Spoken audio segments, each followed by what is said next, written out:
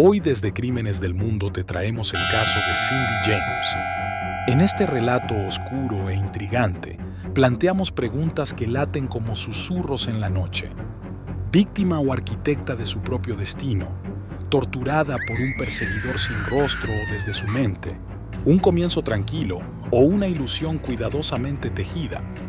En los suburbios de Richmond, Columbia Británica, donde las calles están flanqueadas por casas modestas y jardines perfectamente cuidados, vivía una mujer llamada Cindy James.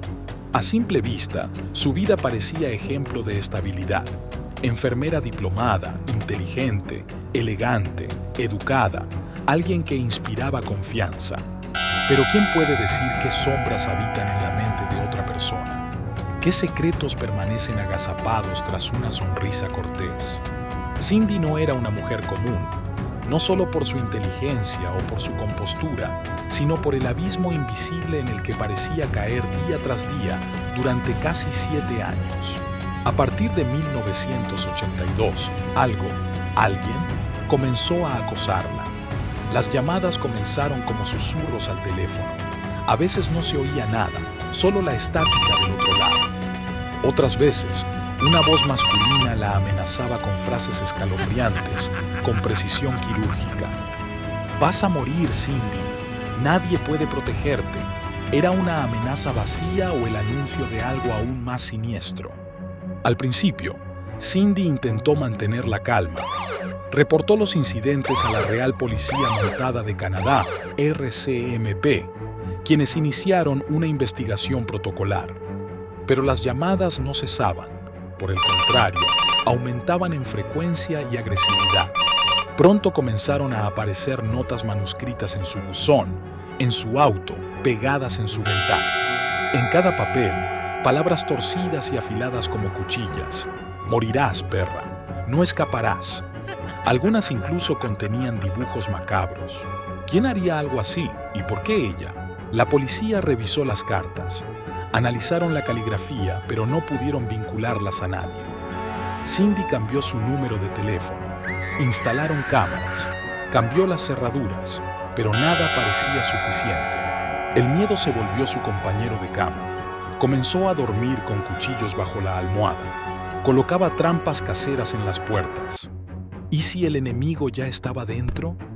¿Qué hacer cuando el peligro se filtra como un gas invisible por las rendijas del día a día? Porque el verdadero horror no es el que golpea la puerta de frente, sino el que entra en silencio y se instala dentro de ti. El acoso invisible. A medida que los meses se convertían en años, el terror psicológico que envolvía a Cindy comenzó a adquirir matices físicos. Las llamadas se tornaron más frecuentes, las cartas más explícitas y perturbadoras, pero entonces comenzaron los actos de violencia. Un día encontró la puerta trasera de su casa forzada. Otro, una de sus mascotas, un gato, fue hallado muerto, estrangulado, colgado de un árbol en su jardín. Un escalofrío recorrió su columna. ¿Hasta dónde llegaría aquel que la acechaba? ¿Era esto solo el principio? Una noche, Cindy regresó del trabajo y descubrió que la ventana de su cocina había sido rota desde el exterior. En el suelo, una piedra con una nota enrollada manchada con algo que parecía sangre seca. Una amenaza más. Esa noche durmió con las luces encendidas, con un cuchillo de cocina en la mano. Pero dormir era una palabra lejana. Cada nuevo día era una repetición del infierno. Denuncias, reportes, entrevistas policiales. La RCMP comenzó a mostrar escepticismo. No había huellas, no había testigos. Las amenazas eran reales, sí, pero las pruebas eran mínimas. Y entonces vino la pregunta inevitable. ¿Está todo en su cabeza? Fue entonces cuando Cindy empezó a dudar incluso de sí misma. ¿Se estaba volviendo loca? Pero los ataques no eran simples alucinaciones. Había ventanas rotas, animales muertos, objetos movidos del lugar. En una ocasión, su teléfono fue desconectado físicamente desde el exterior de su casa. ¿Era ella capaz de orquestar algo así sola para convencer a la policía de su miedo? Más allá de las sospechas, algo era claro. Alguien quería verla aterrada. ¿O era ella misma quien necesitaba sentirse perseguida? ¿Es posible que una persona destruya su mundo con tal de no enfrentarse a una realidad emocional aún más insoportable? El punto de quiebre, lo que hasta ese momento parecía una pesadilla, pronto se tornó literalmente sangrienta. La línea entre el miedo psicológico y el daño físico fue atravesada una y otra vez. En varias ocasiones, Cindy fue encontrada golpeada, inconsciente, con marcas de estrangulamiento en su cuello, cortes en su cuerpo y, en una oportunidad, con una aguja clavada profundamente en su brazo. Uno de los eventos más perturbadores ocurrió en enero de 1983. Cindy fue hallada en el suelo de su cocina, apenas consciente, con una media de nylon negra firmemente apretada alrededor de su cuello. Un cuchillo había sido insertado entre los dedos de su mano. Su cuerpo presentaba hematomas y contusiones. Al recuperar la conciencia, dijo que había sido atacada por 2 hombres. Según su testimonio, uno la sujetó mientras el otro la golpeaba y le inyectaba algo. Pero nuevamente no había testigos, ni rastro de los intrusos. La policía encontró agujas y drogas en su casa, pero nada más. ¿Podía una persona autoinfligirse lesiones tan complejas? ¿Atarse una media con tanta fuerza que casi se asfixia? ¿O fue este ataque el resultado final de un acecho sistemático que alcanzó un clímax físico? A partir de ese momento, la policía cambió de enfoque. Comenzaron a sugerir que Cindy podría estar simulando los ataques. Sugirieron incluso hospitalización psiquiátrica. Ante esta presión y bajo insistencia de sus propios padres, accedió voluntariamente a internarse durante 10 semanas.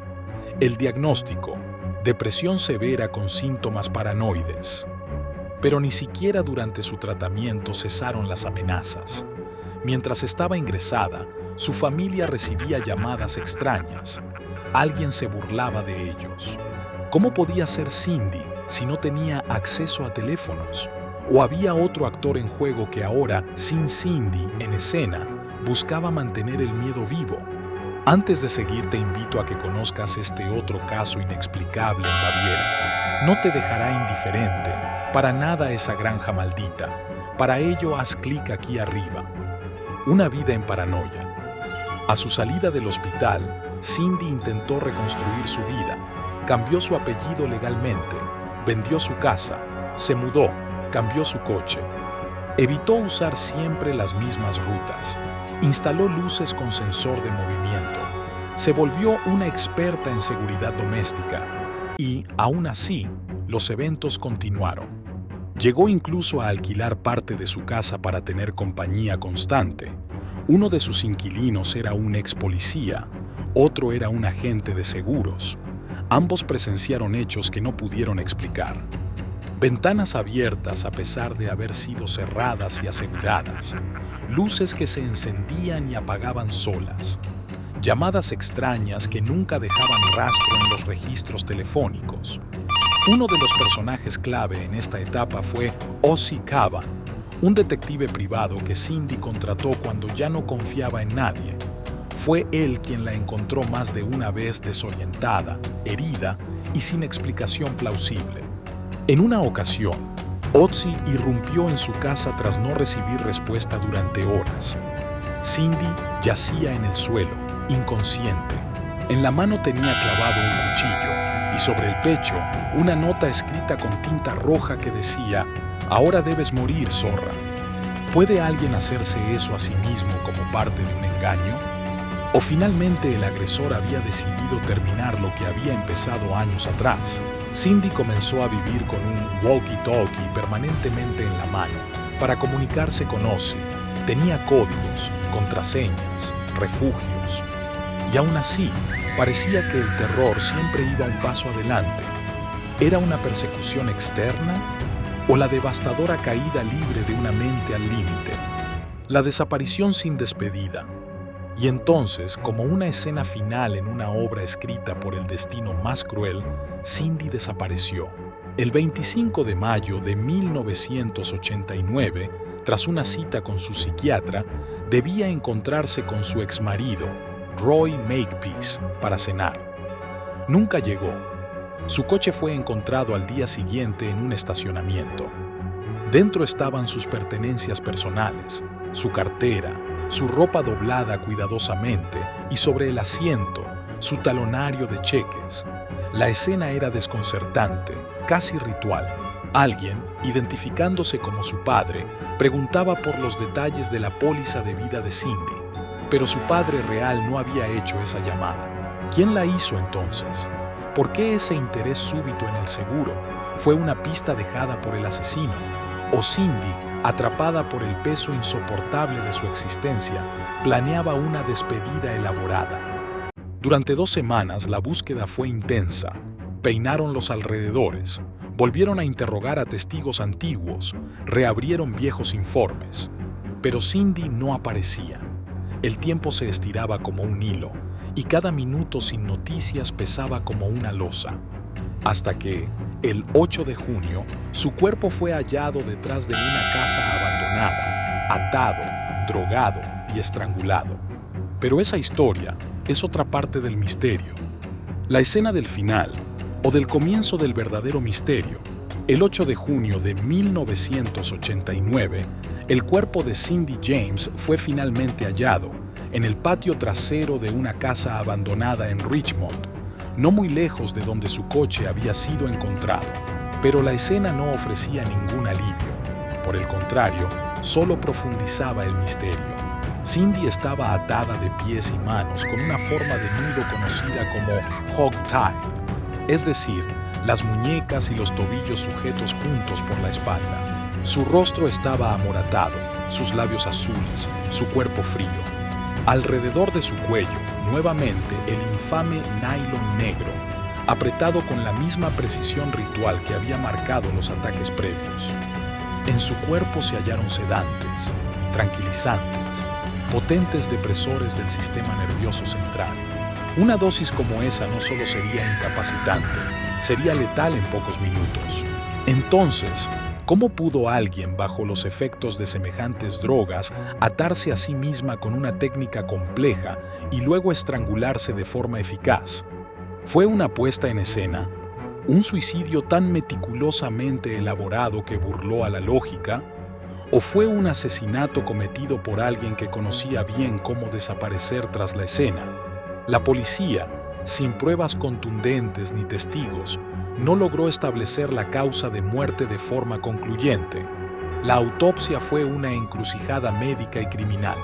El dictamen final fue indeterminada. Así comenzó una de las etapas más frustrantes del caso.